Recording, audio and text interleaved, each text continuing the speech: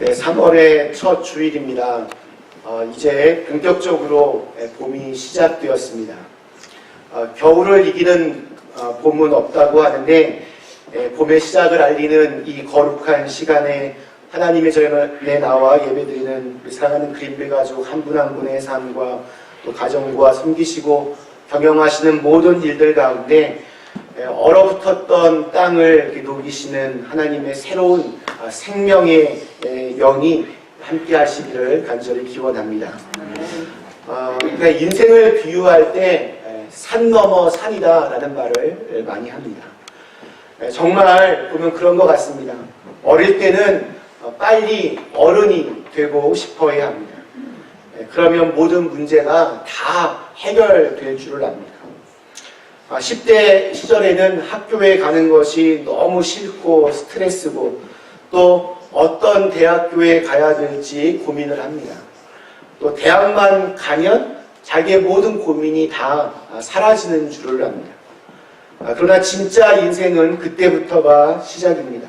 20대 시절에는 취업으로 또 결혼으로 고민을 합니다.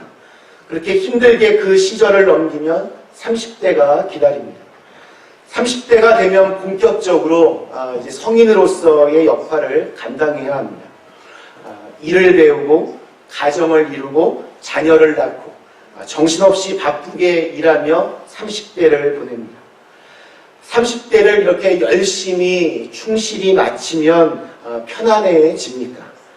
그렇지 않습니다. 40대가 되면 이제 자녀들이 좀 머리도 점점 커지고 신경 쓸 일이 한두 가지가 아닙니다. 또 그렇게 살다 보니 점점 꿈도 사라집니다. 사는 게 별로 그렇게 신나지가 않습니다.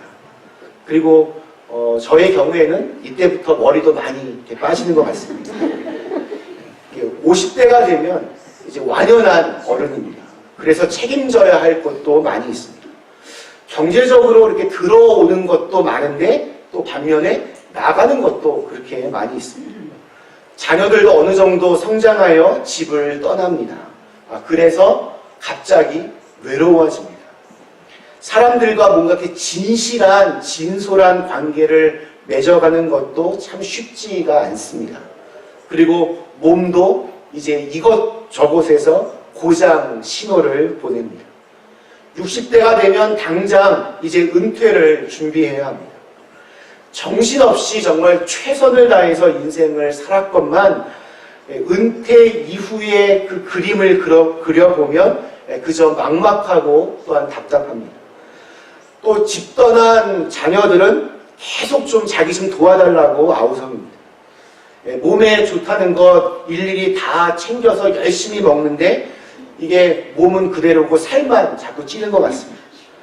점점 내가 이게 약해지고 있구나라는 것을 본인 스스로가 잘 압니다. 70대가 되면 이제 좀 편안하게 생활을 하고 싶지만 주위에서 가만 놔두지를 않습니다.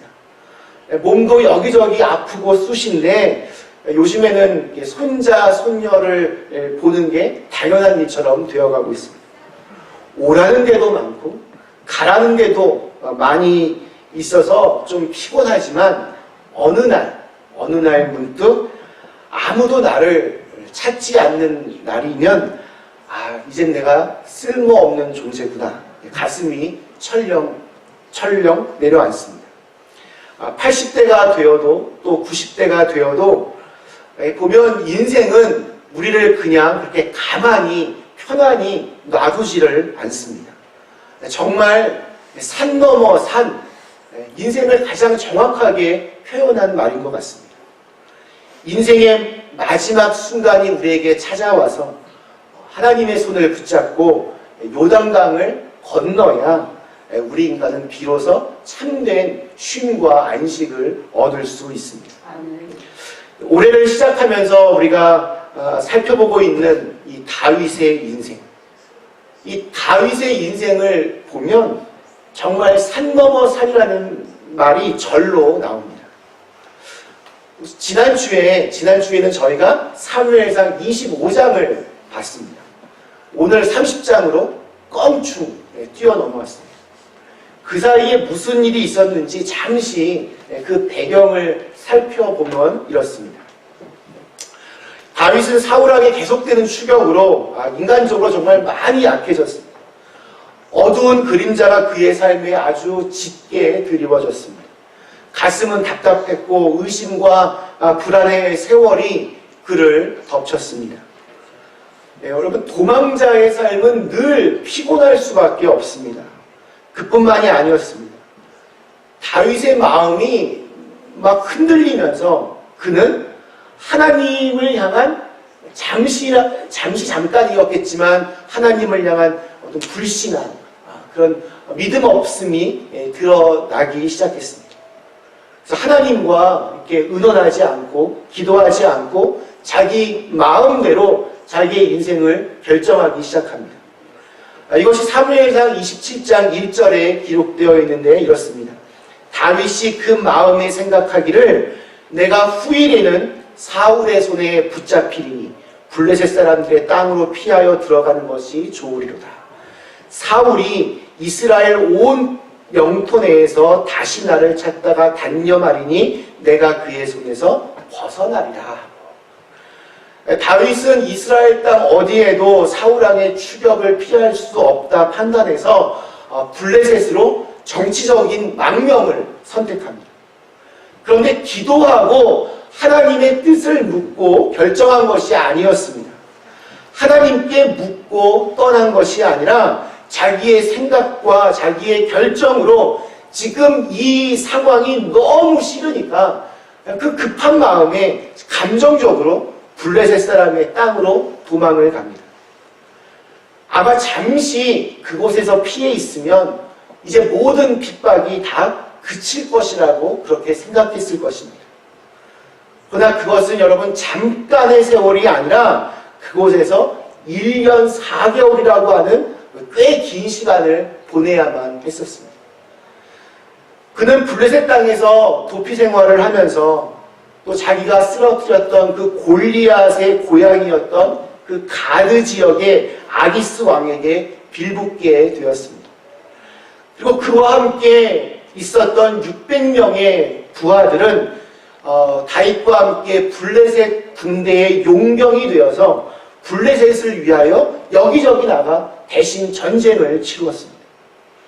그들은 아기스 왕이 마련해준 이 시글락이라고 하는 곳에서 잠시 생활하게 되었습니다. 자, 그런데 그 사이에 블레셋과 이스라엘과의 전쟁이 일어났습니다. 아마 다윗에게는 가장 피하고 싶었을 순간입니다. 지금 블레셋 편에 서서 싸우면 언젠가는 돌아갈 자신의 조국 이스라엘 사람들이 다윗을 어떻게 대하겠습니까? 그렇다고 지금 자기가 이스라엘 편에 서게 되면 지금 당장 자기와 자기의 부하들을 도와주고 살 곳을 제공해 주었던 블레셋 사람들이 가만히 있겠습니까? 이러지도 못하고 저러지도 못하는 그런 상황에서 다윗은 어쩔 수 없이 블레셋 아기스 왕의 호위 무사가 되어서 전쟁에 참여하기 위해서 길을 떠나기 시작했습니다. 자, 그런데 전쟁터에 다다르기 전에 그래도 감사하게도 블레셋 그 신하들이 이스라엘의 영웅이었던 이 다윗을 기억하고 그가 갑자기 전쟁을 하다가 이스라엘 편으로 돌아서서 자신들의 대적이 될 것을 염려해서 다윗이 전쟁에 참여하지 않았으면 좋겠다라고 왕에게 강력히 호소를 하고 그래서 다윗은 전쟁을 참여하지 못하게 되었습니다. 그래서 그는 다시 집으로 돌아오게 되었습니다. 휴, 다행이다 싶은 마음으로 한결 가벼운 마음으로 다시 이 시글락으로 돌아왔을 때 정말 처참한 광경이 그를 기다리고 있었습니다.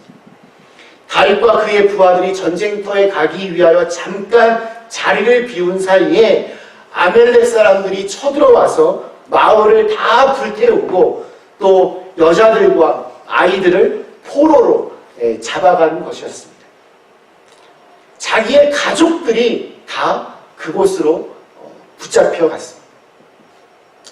하늘이 무너지는 것 같았을 것입니다. 오늘 읽은 4절에 그들의 참담한 심정을 이렇게 증언하고 있습니다. 다윗과 그와 함께한 백성이 울 기력이 없도록 소리를 높여 울었더라. 이 남자들이 정말 더 이상 눈물이 나오지 않는, 그럴 만큼 소리 높여 울었다는 겁니다. 그럼 왜 이렇게 다윗은 또한 울었을까요? 아마 먼저는 슬픔과 미안함의 눈물이 아니었을까 싶습니다. 자신을 믿고 고생의 길을 함께했던 두 명의 아내를 잃은 슬픔과 또 그들에 대한 미안함이 아주 컸을 것입니다. 또한 자기를 믿고 따라와줬던 자기 부하들의 가족들 모두가 사라진 그 상황에서 그들에겐 너무나 미안했을 겁니다. 또한 다윗의 이 울음은 후회의 눈물이 아니었을까 생각합니다. 내가 왜 이 블레셋 땅으로 들어왔나? 그때 그렇게 내가 결정하지 않았더라면 이런 불행은 일어나지도 않았을 텐데, 아마 후회의 통곡이었을 것입니다. 제 생각에는 이 처음에는 슬픔과 후회의 통곡이었을 텐데 시간이 점점 지나면서 우리들도 보면 막 울기 시작하면 막 울다 보면 점점 감정이 격해지게 됩니다. 감정이 격해지면서 하나님을 향한 원망과 억울함으로 바뀌어지지 않았을까 생각해 봅니다. 하나님을 향해서 내가 언제 왕을 원했습니까? 어느 날 갑자기 와서 기름을 붓더니 내 인생이 왜 이렇게 힘이 듭니까? 사울을 죽일 기회가 있었지만 원수 갚는 것을 하나님께 맡기고 내가 10년을 광야에서 여기저기 도망다니며 정말 버텼는데, 그러다가 너무 힘들어 지금 이곳에 간신히 정착을 했는데 고작 이 결말이 지금 이것입니다. 그럼 그동안 내게 베푸셨던 은혜는 무엇입니까? 도대체 그 순간 하나님은 어디에 계셨습니까? 왜 나를 외면하시고 계십니까? 하나님께 억울하고 원통한 마음에 목이 터져라 아마 울었을 것 같습니다. 이것은 또한 저와 여러분의 경험이기도 합니다. 살아오면서 나름대로 하나님을 정말 의지하고 열심히 살려고 했는데 전혀 예상치 못했던 상황, 앞에 큰 정말 태산이 가로막고 있는 것과 같은 절망적인 상황에 놓였던 적이 한두 번이 아니었습니다. 하나님은 지금 정말 내 상황을 아시기는 할까? 그런 영적 침체기를 맞아보신 경험이 있으십니까? 아무리 정말 소리 높여 목이 터져라 불러봐도 아무런 대답이 없는 하나님의 부재를 경험하신 적이 계십니다. 다윗이 시편 22편에서 이렇게 고백을 합니다. 내 하나님이여, 내 하나님이여, 어찌 나를 버리셨나이까? 어찌 나를 멀리하여 돕지 아니하시오며 내 신음소리를 듣지 아니하시나이까? 내 하나님이여, 내가 낮에도 부르짖고 밤에도 잠잠하지 아니하오나 응답하지 아니하시나이다. 이 고백이 여러분 정말 때로는 참 많이 공감되지 않으십니까? 다윗은 정말 아무것도 할 수 없는 그런 상황에 직면했습니다. 근데 설상가상으로 다윗을 따랐다가 자기의 가족을 잃어버린 600명의 부하들이 이제 돌을 들어서 다윗을 죽이려고 합니다. 다윗 한 명 죽인다고 문제가 해결되는 것은 아니겠지만 이 모든 게 다 당신 탓이라고 하는 그러한 손가락질이었습니다.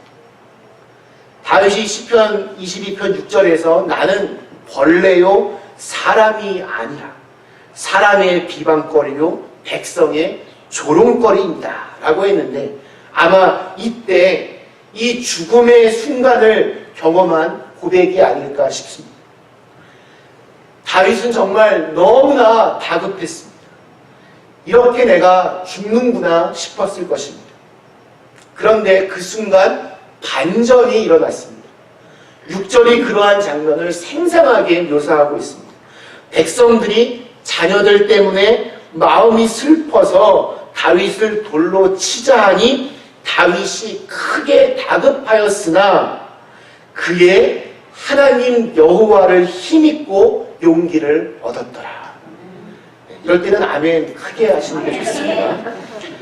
우리가 인생을 살아가면서 반드시 배워야 할 다윗의 가장 중요한 장점은 바로 가장 위기의 순간에, 가장 절망적인 순간에 그는 언제나 하나님을 힘있게 의지하여서 다시 일어섰다는 데 있습니다. 기독교 영성을 오늘의 언어와 이야기로 이렇게 풀어내는데 아주 탁월한 우리 유진 피터슨 교수님이 이런 말을 했습니다. 재앙은 사람을 최선으로 만들거나 최악으로 만든다. 모든 사람에게 재앙과 고난과 어려움이 찾아오기 마련인데 어떤 사람은 그 어려움을 통해서 최선의 사람이 되고 또 어떤 사람은 그 고난 때문에 최악이 된다는 것입니다. 다윗의 경우에 고난은 그를 최선의 사람으로 이끄는 원동력이 되었습니다. 그렇게 힘들고 어려운 이 위기의 순간마다 다윗은 하나님 여호와를 힘입어 용기를 얻었기 때문입니다. 이번에도 다시 한번 정신을 차리고 믿음으로 그 위기를 극복합니다. 그 시작은 하나님의 뜻을 구하는 것이었습니다. 그래서 제사장을 불러서 하나님의 뜻을 묻습니다. 이제라도 우리가 뒤따라가면 그들을 잡을 수 있겠냐는 것이었습니다. 8절 말씀입니다. 다윗이 여호와께 묻자와 이르되 내가 이 군대를 추격하면 따라잡겠나이까 하니 여호와께서 그에게 대답하시되 그를 쫓아가라. 내가 반드시 따라잡고 도로 찾으리라. 하나님 말씀에 의지하여 그는 성난 600명의 부하들을 설득해서 추격을 시작합니다. 그런데 한 20마일 정도 달려서 부솔 시내가에 이르렀는데 이 200명이 더 이상 도저히 움직일 수 없는 상태였습니다. 지금 아주 전쟁터의 그 근처까지 갔다가 다시 돌아왔다가 처참한 광경을 보고 아주 더 이상 기력이 없을 만큼 울었던 사람들이 그 중에서 200명 정도는 완전히 탈진하여서 더 이상 갈 수가 없었습니다. 그래서 나머지 400명만을 데리고 다윗은 다시 길을 떠납니다. 600명은 그 시내가 근처에서 쉬도록 남겨둡니다. 그런데 여러분, 오늘날처럼 내비게이션이 있는 것도 아니고 그 광야 허허 벌판에서 어떻게 그 사람들의 흔적을 찾을 수가 있겠습니까? 아무런 흔적도 찾지 못한 채 무작정 그냥 길을 가고 있는데 그러다가 기진맥진 죽어가는 한 소년을 우연히 만나게 됩니다. 병들어 버려져서 3일 동안 아무것도 먹지 못했던 소년이었습니다. 이 지역은 워낙에 오고 가는 사람들이 별로 없기 때문에 그렇게 버려지면 그냥 죽는 운명이었습니다. 지금 1분 1초가 아까운 상황인데 다윗이 이 소년에게 자비를 베풉니다. 여러분, 하나님의 은혜는 전혀 예상치 못한 곳에서 이렇게 시작이 되기도 합니다. 하나님의 은혜는 전혀 예상치 못한 사람을 통하여 우리에게 오기도 합니다. 이 소년이 바로 하나님께서 예비하신 사람이었습니다. 이 소년이 아멜렉의 노예였는데 이집트 사람이었는데 병들고 이제 쓸모 없어지게 되자 버려진 것이었습니다. 이 소년은 자기에게 자비를 베푼 다윗 일행을 아비멜렉 사람들이 은둔하고 있던 그곳으로 인도해 주었습니다. 약탈한 것으로 먹고 마시고 취해 있는 이들을 이 다윗 일행들이 습격하여서 잃었던 모든 것들을 다 다시 되찾게 되었습니다. 다윗에게 벌어졌던 상황은 끝이고 절망이고 죽음이었습니다. 그러나 하나님의 말씀은 다시 다윗을 힘있게 용기 있게 일어나게 해 주었습니다. 가족과 재산과 잃었던 모든 것을 다시 되찾게 되었습니다. 근데 오늘 이야기가 여기에서 끝나지를 않습니다. 하나님의 은혜로 모든 것을 다시 다 되찾아 왔는데 또 한 번의 문제가 또 그를 기다리고 있었습니다. 다시 부솔 시냇가를 이제 건너가는데 그곳에 머물게 했던 나머지 200명이 기쁨으로 다윗과 그의 사람들을 영접했습니다. 이들은 지치고 힘들어서 뒤처진 그러한 사람들이었습니다. 함께 전투에 참여했던 사람들이 아니었습니다. 22절에 보면 다윗과 함께했던 400명 중에 악한 자와 불량배들이 전리품은 이들에게 주지 말고 각자의 처자들만 데리고 떠나게 해야 한다라고 그렇게 주장을 했습니다. 성경은 이들을 악한 자와 불량배라고 했는데 원래 다윗과 함께 했던 사람들이 사실은 다 그런 사람들이었습니다. 그리고 우리 역시 옛 본성대로라면 사실 그런 사람들입니다. 과거에 정말 옛날 그 성질이 다시 나온 것입니다. 자신들의 권리를 주장하면서 이런 나약한 자들은 도움이 되지 않으니 그냥 이제는 내쫓으라는 것입니다. 세상의 원리대로라면 이들의 주장이 맞을지도 모르겠습니다. 그러나 다윗의 결정은 아주 단호했습니다. 함께 전투에 참여했던 자나 부솔 시내에 머물렀던 자 모두에게 분깃을 동일하게 분배할 것이라고 했습니다. 다윗이 그렇게 한 이유가 여러분 무엇인지 23절에 그 이유가 나옵니다. 다윗이 이르되 나의 형제들아 여호와께서 우리를 보호하시고 우리를 치러 온 그 군대를 우리 손에 넘기셨은즉 그가 우리에게 주신 것을 너희가 이같이 못하리라. 다윗은 알았습니다. 이 모든 것 다 하나님께서 주신 것이었습니다. 다 하나님의 은혜였습니다. 나와 400명이 수고해서 얻은 당연한 결과가 아니라는 것을 다윗은 잘 알았습니다. 하나님의 은혜가 아니고서는 아무것도 할 수 없음을 다윗은 잘 알았습니다. 하나님의 은혜가 무엇인지를 아는 사람은 다른 사람들에게도 너그러워집니다. 나처럼 보잘것없고 형편없고 정말 성질머리 더러운 그런 존재가 하나님의 전적인 은혜로 구원을 얻고 하나님의 자녀가 되었습니다. 그래서 그 받은 은혜에 감사하며 살다 보면 자연스럽게 다른 사람을 바라보는 눈도 넉넉해집니다. 하나님의 마음으로 바라보기 때문입니다. 어느 복음성가의 가사처럼 한량없는 은혜, 갚을 길 없는 은혜, 내 삶을 애워싸는 하나님의 은혜. 여러분 이 은혜를 모두 우리 삶 속에서 경험하고 누리실 수 있기를 간절히 축원합니다. 말씀 마치겠습니다. 우리 사랑하는 그린비 가족 여러분, 다윗을 통해 인생을 배운다. 오늘 8번째 말씀은 잿더미 위에서 경험한 하나님의 은혜였습니다. 마을은 불타고 아내와 자녀들은 빼앗겼습니다. 실패의 상황입니다. 고통의 상황입니다. 위기의 상황입니다. 심지어 다윗의 부하들은 다윗을 돌로 치자는 배은망덕한 그런 선동을 합니다. 다윗은 정말 죽음 직전까지 갔습니다. 모든 상황이 이보다 더 나쁠 수는 없었습니다. 그러나 동서남북이 모두 꽉 막혀 있을 때 하늘 문이 열리며 하나님의 은혜가 임했습니다.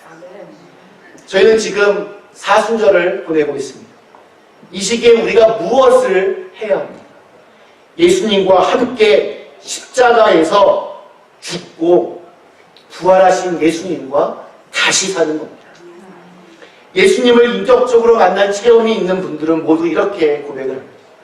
예수님을 만난 후 이제 내 삶은 철저히 하나님의 은혜로 사는 덤으로 사는 인생이라.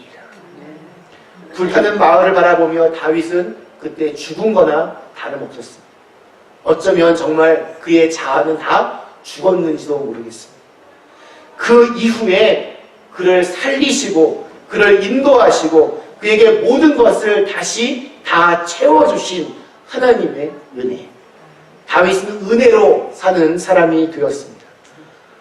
모든 것이 정말 무너질 것만 같은 그 잿더미 위에서 다시 일으키시는 이 하나님의 은혜를 늘 삶 속에서 누리고 또한 나눌 수 있는 저와 여러분이 다 되실 수 있기를 주님의 이름으로 간절히 축원합니다.